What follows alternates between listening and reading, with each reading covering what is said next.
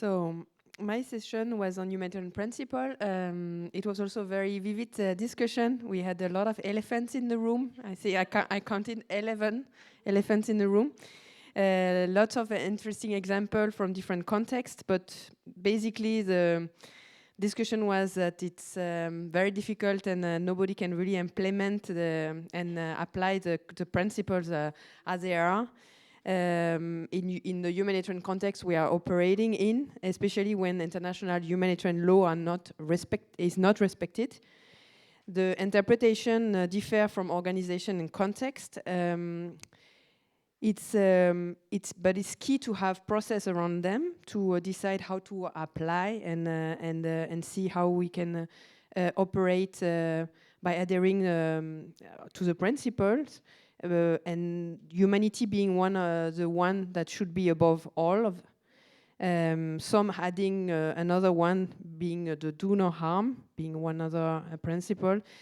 The concept and definitions of neutrality also is it's been quite discussed, funding not being seen as neutral, and some adding a fifth another concept into the discussion, the concept of hypocrisy. When it's related to funding and decisions, and then there was of course the question of if the diaspora organization need to comply and apply, and some would say they are not obliged or not always, especially when they can operate with their own resource. They need to. When they want to access institutional funding. So all in all, it's key to be honest around them and transparent. Yeah, so more in the report. Great, thank you so much. So all the panelists and everybody who made those discussions, because I know that it was a very lively discussion, especially in my group. With all these elephants, we had a bit of a yes. No, it was good. So what I wanted to do now is go into our last panel discussion, and it's really around the technical reference group that was working on the research end, right? What are some of the findings? And also think about the ways forward. I think a lot of our colleagues in the other discussion in the earlier panel also were saying, yes, there are all these different challenges, but we need to look at the way forward because that's the only way to go. So I would like to have my panelists up on the stage with me, please. So can I have Andrii, Glenn, and also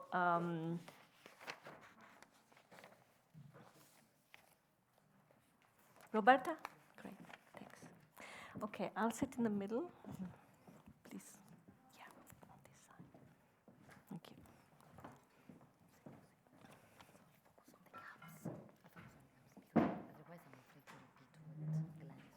Okay, great. Yes. Okay, so we've all the panelists here? Great, okay, good. So what I wanted to do is really look at what are some of the... Oh, okay, great. So there's been a lot of research on this in different ways. DEMAC has done their research. I know that IOM has done, and there are others. So what are some of the key learnings and insights that come up? So Glenn, I would like to start you off with just laying the ground a little bit, what are the key insights? And then we will have a discussion between the panel about, what are some of the key things that they think are important. Glenn. No, thanks a lot. So what we have done is working with DEMAC. I was part of a research team that carried out research across 5 countries: Pakistan, Somalia, Ukraine before the war, Timor-Leste, and Tunisia. And then also after us, Mercury Labs also carried out work in Afghanistan and again on Ukraine that we heard in the last session. So I think that today, just listening to the discussions and the exchanges, I think a lot of what I heard sort of clarifies even further what we found in the research. In the research, we really looked across all these countries and we spoke to over 100 different diaspora organizations. So I think one of the first key findings is, and you can see actually in the, this is sort of like the summary report you can find, and there's individual reports on the different countries. Some were case studies and some were real-time evaluations. I would say that certainly the first point is that there is a huge diversity amongst diaspora organizations around the world. And we have diaspora organizations ranging from very informal groups, that formed on, for example, on Facebook, that got together and decided to take humanitarian action, to really well-established organizations that have existed for nearly up to 100 years. So perhaps some of the commonalities of these organizations is, as we heard from Sylvia in the morning, was that basically all of them are run by volunteers. So some of the organizations do have professional paid staff, but one commonality is that volunteers are involved from A to Z. And that's, of course, different from other humanitarian actors in general, in terms of the big international organizations. What's interesting also is that, not all, and most most organizations were not formed with a humanitarian purpose. If we look in Timor-Leste, I know there's a colleague from Timor-Leste here today, most of those organizations were like social organizations or groups in their countries of where they were living of residence. For example, it could be more than social, to help people from their country integrate within the country. And then, maybe over time, they got involved in development projects and then humanitarian. So many of the diaspora organizations actually work across the famous nexus, humanitarian development peace. So in fact, what you see is that, diaspora organizations are the perfect nexus actor, because they're before a crisis and they're during a crisis and they stay after the crisis. And this is not always recognized by the humanitarian system, which is currently tackling with the whole nexus question. Of course, there were organizations, particularly in Ukraine, that were set up about 10 years ago during the first conflict, revolution there, that were really set up for humanitarian purpose. And some of those organizations, many of them, still exist today and have really focused again on the conflict today. I think that also, if we look at if you look, in terms of quantity and, what type of work are the organizations doing? Most organizations are working in sort of like livelihoods, quick response, health and education are the three top, if you like, areas where the organizations are working. The organizations also do, as you all from the organizations, do plenty of other things, but that's the sort of the commonalities that we see. How organizations, what we saw is, how do they actually respond? There's basically three sorts of models of how diaspora organizations respond. And I know I'm talking to many diaspora organizations, so you know them, but I'll just repeat them in terms of like most organizations work with local partners. So that could be local community-based organizations in their country of origin, local NGOs, for example. Then some diaspora organizations also actually do direct sort of delivery, direct humanitarian assistance. So they actually send teams to the country and actually do it themselves, perhaps also working with local actors. And the third way is that some diaspora organizations also work as sub-grantees of UN agencies or the big NGOs. So actually, some organizations, for example, a diaspora organization in Pakistan can do all three of these types of delivery. So it's not that, and many of the diaspora organizations are flexible in that way. So coming to sort of like funding, as we were speaking in the group on the humanitarian principles, also one thing that the diaspora organizations do share in common is that 100% of diaspora organizations, their main source of funding is actually their own supporters and communities. So many diaspora organizations, as you all know, rely on people from your own community to provide support. Then it's maybe extended, as we were talking with the colleagues in Ukraine diaspora in Denmark, that then, because of the intensity of the war, then they attract also Danish supporters, for example. So this can also happen. But actually, what we see is that we have a lot of talk about institutional and funding from the government, etc. But actually, most diaspora organizations don't rely or depend on that sort of funding. Of course, funding from supporters, as I heard today, also has its disadvantages in that, it might be just come in a big spurt, and then it goes down. So some organizations do get and do apply and do get formal institutional money. For example, the Danish government, the British government are examples that have given funding. We also have other examples where there's sort of matching funds. So diaspora organization raises so much, and then the institutional donor will also match that. I've seen an example of that of Somalia with IOM actually, that the diaspora uses crowdfunding, and then the IOM promised to match the funds that are raised.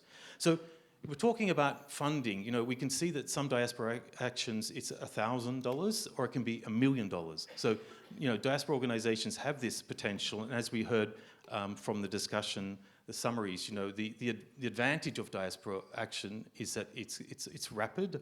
It's often based on direct contact with the people in the area who they're helping. So it often does come before the formal humanitarian structures arrive. Perhaps the challenge is that sometimes the diaspora are not always able to scale up because they simply don't have the funding, and they may be focused on a particular area or region of the country. As we saw, the SWAT initiative is really based on one region of Pakistan. A couple of other points in terms of coordination. We spoke a lot about coordination with the humanitarian sector. And so what we can see is that, across the diaspora organizations, it basically, coordination varies from some organizations that have absolutely no contact with the formal humanitarian sector, and they do their operations, directly with the communities, etc. They're working with, their main contact is, if necessary, with the local authorities and the community. And then we go to the other extreme, where we have also diaspora organizations that are largely like local NGOs, or even some like international NGOs, who basically do participate fully in the humanitarian system, for example, in the cluster system that is present in some countries. So I would say that also in terms of where does that leave us in terms of the future of diaspora, collaboration and coordination? As we heard before, and in many of the discussions, I think the diaspora organizations, talking with them, is that there shouldn't be any sort of obligation to work with the humanitarian system, the formal humanitarian system. It's more like it has to be where there's benefits and also advantages on both sides, both for the humanitarian system and both for the diaspora organization. Because yes, we've heard a lot about, the reluctance of the formal actors, humanitarian actors, to work with the diaspora. And yes, that's true. There are that sort of perceptions. But we can also see that the humanitarian formal organizations or institutional actually have quite a lot to learn from the diaspora.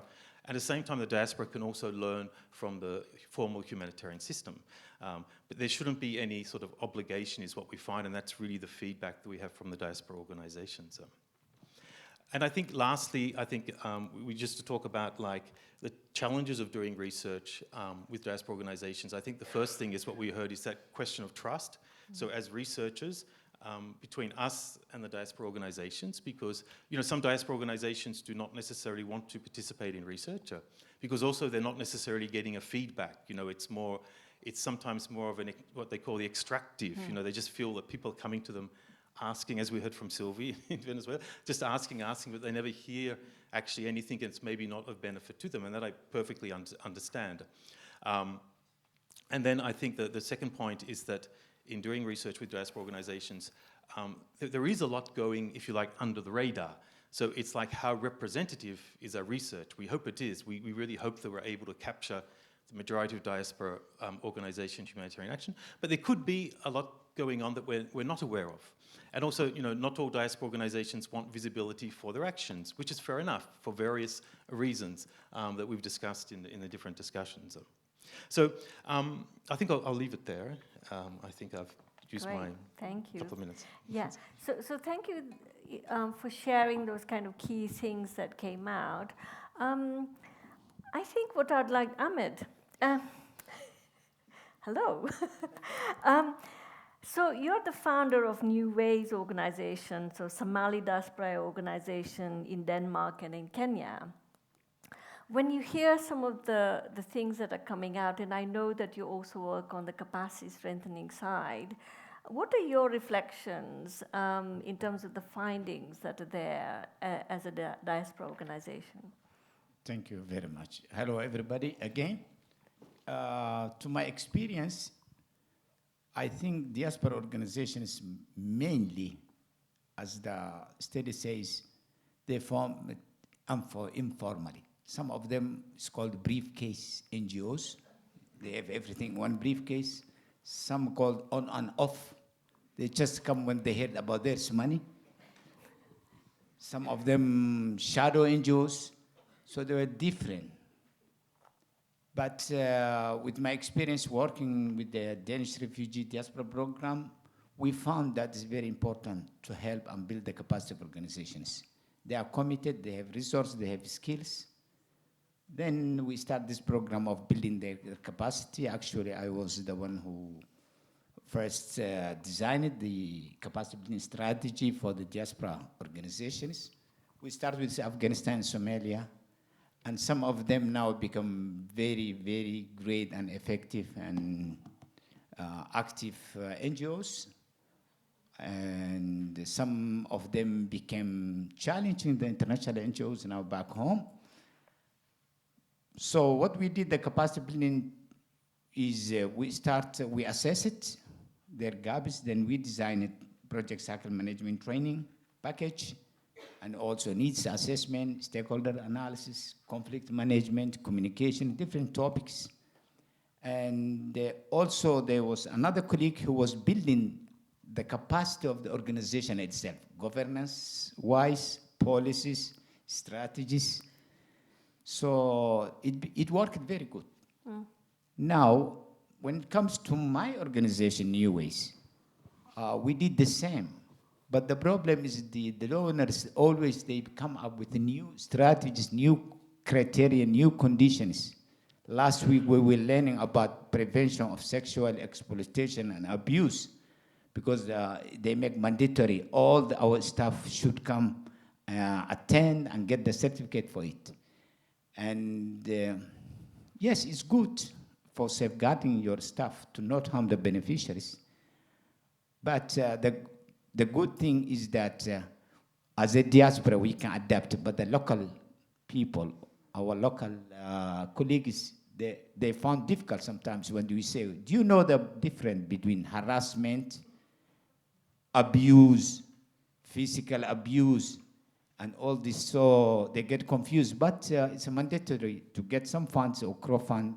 We have to come up all the standards that the donors want. Yes. Great. Back to you. Yeah, thank you, thank you. So Roberta, I just wanted to come to you because when you hear about, and I've heard this, right, the capacity building is very kind of to individuals, but what I hear is actually what's needed is institutional capacity building instead. And so in your research, what are some of the key things, perhaps other things that come out that were maybe of surprise to you that you didn't expect? In the DEMAC research, or also and yours one? As well, yeah. I think most of the, first of all, good afternoon, everybody, and thanks DEMAC and all of you for being here. We've been working together on pushing this agenda since a few years, and it's nice to see how far we have come, but also still how much road we have to walk together.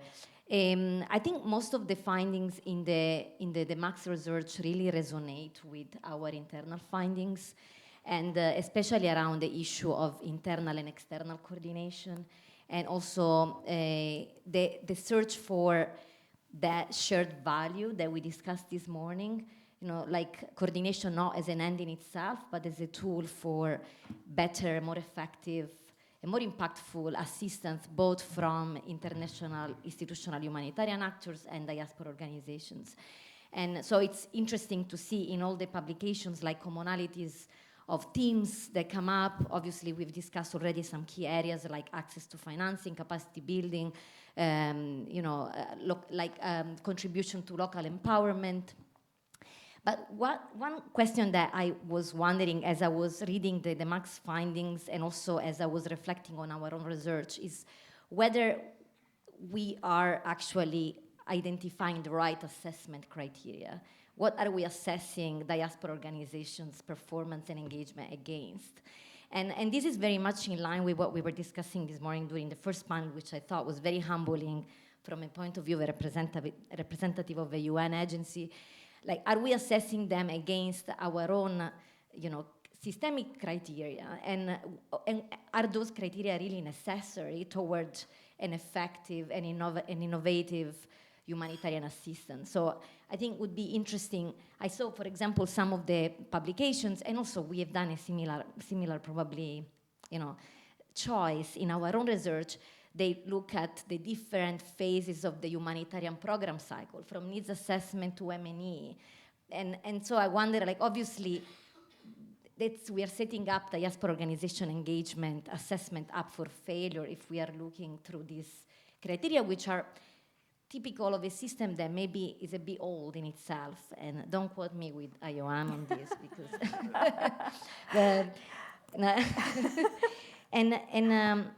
the other thing, I think, as we discussed really on shared value, added value, and look at, at the end, we are here as partners for a common goal, which is to make this assistance more effective and to empower local communities to really withstand, the impact of future crises. I think what is missing maybe in some of this research is also the perspective of the local communities vis-a-vis diaspora engagement. We have anecdotal evidence, about how diaspora organizations empower local communities and how they do so really probably much more effectively than international organizations do. But when we really want to make the case of diaspora engagement as a tool toward advancing localization, I think we need a little bit more really feedback. And this is very much resonates with what I was saying this morning today around accountability of affected population. So there is that voice missing. And the last point I wanted to say, which I think we have been focusing on a bit more, and I think it's something to work on, is like diaspora engagement across the different phases of humanitarian assistance. We focus a lot on the response because it's the most visible, because it's where a lot of noise is made and there is a lot of crowd. But I think we would benefit as international community to look at diaspora added value in the preparedness and in the recovery phase. And especially, obviously, preparedness is very much relevant in case of natural disasters. We're working very much with the Filipino and the Asian diaspora in this sense, but there is many other countries that are going to are facing similar challenges. But also the recovery phase, when all the news spotlight is gone and the new crisis is coming up and the whole community is moving toward another phase, the continuity of engagement of diaspora we have heard about. How can we maximize that together? Yeah, great. And I think that earlier, as Glenn said, right, the diaspora is there before, during, and after, and it's looking at that continuum. So, Andrii, I mean, look, when you listen to the kind of the discussions here around the capacity and some of the common things that have come up, for you as a Ukrainian organization, and I know you are a board member of BAVA Ukraine and a chairperson of the Association of Ukrainians in Denmark, what are your reflections, especially because right now there is this response going on in Ukraine? What has been the kind of advantage, in a way, for some of the activities now and going forward? Because I want to see forward-looking. What's the way forward? Yeah, thank you. I think it's going forward. We need to look backward, right? So I'll start from there. I think we were really lucky in Denmark, and especially in Ukrainian diaspora in Denmark, that 8 years ago we have made or create an organization which calls BAVA Ukraine, which were a humanitarian organization and which were the first response to the war in 2014. At the same time, there was like few other humanitarian organization or volunteering group has been created in order to help to Ukraine. But what happens, as you said, it was on and off. Some of organizations were off. And then at least one organization for diaspora should be a humanitarian organization, which should be active all the time. As an experience which we had, for the last 8 years, we got good network and experience from Ukraine. And when the war started in Ukraine again in 24th of February, we had all the knowledge, we had experience, and we have tools to react. And also we could share our experience with other volunteers group in Denmark and make them on a fast track to be activated, to activate their members. That was a big help. So just to compare the numbers, for 8 years, we sent like 50 trucks of humanitarian aid and medical aid to Ukraine. And then for first months of the war, we sent another 60 trucks. So the work were doubled only in 1 month due to knowledge and experience, and the capacity emerged. And we were in place to share our knowledge and the way how to help Ukraine, and also share our network. Looking forward, I think this experience of having at least one humanitarian organization per diaspora is very useful. And I think all diasporas, because today we have a war in Ukraine, but then you have like natural disaster and other things which are happening all over the world. So this would be very beneficial to any country to provide support. And we heard during the discussions, right? And I've heard this a lot, so I'm going to put that to you as well, because we had a conversation last night about this. Because a lot of the money now is going to Ukraine, and there are other countries who are also, in need as well. So, and we know that diasporas are working in the other. So, what can you do to learn from each other? Yeah. That's right. I think Ukraine is under focus right now because first we can see the impact of invading of Ukraine. First of all, it's a food program, right? If Ukraine will be invaded or will have continuously war in Ukraine, there are many countries which will be affected, and it's not only Ukraine. Ukraine can feed itself for next few years, is what we have. But if we are talking about global food program, right, where we help in countries in Africa, in Middle East, in Asia, that are definitely affected. And of course, right now, a lot of resources and funds go into Ukraine in order to solve the situation. But if we solve it fast and the war will be finished, then it will have a positive impact on other countries. So it's a balance. Great, thanks a lot. I just want to pick up, Glenn, on your earlier thing that, some of these research and the methodologies either are quite extractive or they don't meet the needs of the diaspora. So what can we do to change the way we work on research side? Because I think there's a problem if this was designed by diaspora, would it look different? Is there something that to be explored? Yeah, no, I think so. If certainly, because we're always positioned as like outside researchers coming in to look at a situation. So it's not only with diaspora, but when you do research with any group, it's always that external point of view. So I think certainly what can hopefully happen in the future is where the diaspora themselves are actually involved and leading the research, and so to do more action through research, or research action, I think it's called. So to basically get diaspora involved and also involved as actually research and carrying out some of the the research methods, etc. I also think that more needs to be done, and we did do that with some of the research in terms of like making sure we give a feedback to those who participated in the research where possible. And that's unfortunately in some research, that often is a step that's missed out. That we simply, by the time the research is come out, we often then we forget, unfortunately. Well, we should go back to the people who supplied us with all this information to feed back to them, and that's really important to do also. Great, thanks. Roberta, so you work with IOM and you have many institutional donors, right, who give you funding. So what advocacy would you have going forward